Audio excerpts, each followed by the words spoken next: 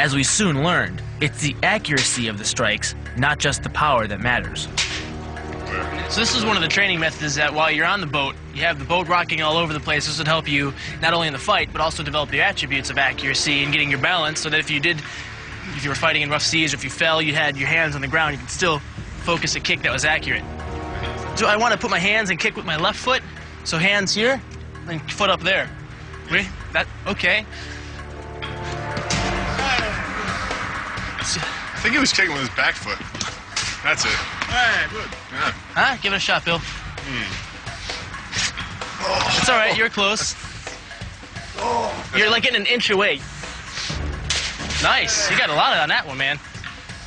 So now this is a chassson move because you're using the deck, you're using something to balance. But how would you translate this move into something that we could use in a savate fight? Beret explained the chassson high kick eventually evolved into the fouette, the savate whip kick to the face.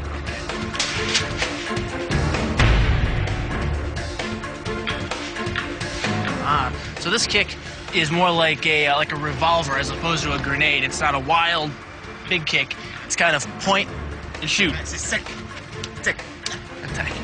It's fast and to the point, right? Which is exactly the kind of kick we'll need against our savate champ. Okay. What's important is the balance of the body, to stay right, okay, and to have this rotation with the foot. First, the hips pivot on the front leg, forming a solid whip handle. Then the back leg's knee is bent upwards and projected towards the center line of the opponent. At the last second, the foot is snapped forward over the knee, like the end of a whip, and smacks into your opponent's face. This roundhouse kick is designed for maximum impact. With the powerful muscles of the thigh yanking the tendon over the knee, the foot accelerates from 0 to 21 miles per hour in just 1/3 of a second. Combine that with the reinforced shoe, and this kick can drive the nose bone back up into the brain. I have a question. Would this be a move that you could kick twice? Like you could come, kick two? So you don't always have to re-chamber after and get in place. You can just go. Yeah.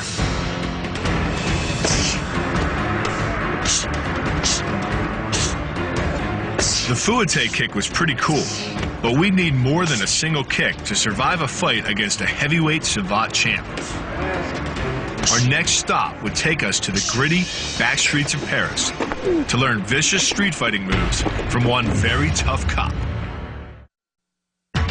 Paris. Famous throughout the world as the City of Love, it's home to such landmarks as the Arc de Triomphe and the Eiffel Tower. But Paris is also the city where just 2 years ago, 3,000 rioters were arrested after setting hundreds of cars on fire and destroying $200 million worth of property. But this was just the most recent page in France's history of urban violence. And it's this history of street fighting that gave birth to savate. So to learn our next move, we'd come to the streets of Paris, to Parc Monceau, in the north of the city. There we met Eric Caquet, a former police officer and founder of the modern-day technique, Défense dans la rue, which means street fighting and self-defense. So what are you guys doing here? You look like you're getting mugged. We're training self-defense. All the French martial arts. Self-defense? Yes, it's an old way to practice because in the first time it was a self-defense, not boxe française. By the early 1800s, the Industrial Revolution had launched a massive urban migration in France.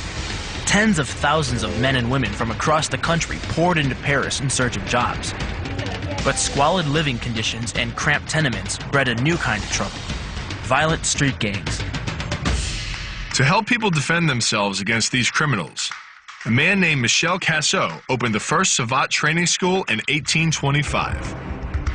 Cassot taught a hybrid version of chassson from Marseille and street fighting from Paris.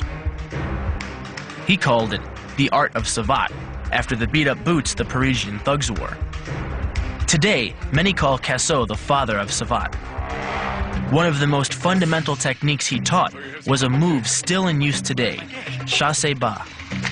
For example, count, Oh, okay. So it kind of stops him from coming in. Yes. Raise the knee, and with hips you do like that. Kind of like has like a piston action too. Yeah, definitely. To execute the chassé bas, the fighter raises his leg and then pistons his foot into the lower leg of his opponent, hitting him with the hardest part of his boot, the heel. Now, are you aiming with the knee? Yes, up. Okay, up, pull back. In this move, the forward propulsion of the hips, combined with the piston motion of the lower leg, can send well over 700 pounds of force directly through the rigid bone of the heel. This impact won't just knock an opponent down. The force is enough to permanently damage his kneecap. Comes. Oh, okay. So it kind of stops him from coming in. This is good too, Bill, because it keeps him out of striking range, so we can kind of use this in the ring too. Yeah, maybe to get a guy off your face if he's punching you a whole bunch. So he comes at you, you just push off, you're clear. So it just keeps them at a distance that they can't punch you and you don't have to deal with it as close, right? Yes. Well, let's practice it a few times, huh? It's unique to Savate, and as rumor has it, a favorite of Bruce Lee's when he encountered Savate in the 1970s. 1, 2. Pull it back as soon as you kick. Yes. Okay. How's that going? Good? On the hip. Yes. Let's. No. If you use this kick on the hip, you'll take the center of balance away, put your opponent on. Okay. Against you, it's better to do it on the knee because you are. If he's a bigger guy, you want to aim more at a joint Yes. because it's It's more effective. Yes. It's all about effectiveness when someone's coming at you to beat your ass. Learning this kick is great for me. Using this piston action, I think with my power, I'll be able to shove this guy almost out of the ring. And then once I get him off balance, I can just land a couple rights. That's it. But Eric wasn't done with us just yet. To test out our new street fighting skills, he put us in full protective gear and let us duke it out. I feel like a horse wearing blinders with all this stuff on. Go. That's me on the right. A few cautious blows and then he goes for the kick to my head. Big mistake. Now I've got him where I want him. I'm relying on my MMA reflexes here more than Savate, but it feels good. This is taking Savate to a whole different level. This isn't the refined Savate. This is Savate a la give me your money, fight or flight Savate. Bill, you're up. Go. I could feel him watching me looking for that kick. When I looked for that kick, he'd hit me with a little annoying jab, a little leg kick. It's really technical for me because I'm used to just dropping a bomb on somebody. Turn.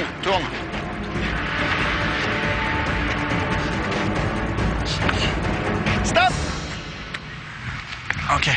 Now that we had the chassé kick down, it was time to travel to the left bank of the Seine. Once home to artists like Picasso and Matisse, it was also a drug and crime-infested slum whose streets were lined with brothels and opium dens. But we're here to learn the art of the punch. Our teacher, Yonel Kurtz, president of the Savate Association, Paris Division. How are you? It's okay. That was really impressive. Thanks. What is this? Cane de combat. Cane de combat. Okay. It's a. We practice this one with French boxing. French boxing? Yeah. So why do you guys practice with the cane? Because you have to defend yourself. It was difficult with only the feet. Okay. So when someone come, bam. Oh. So you guys would use the cane because people back in the day, that was just like a natural tool that they would have. Sure. I will show you. Okay.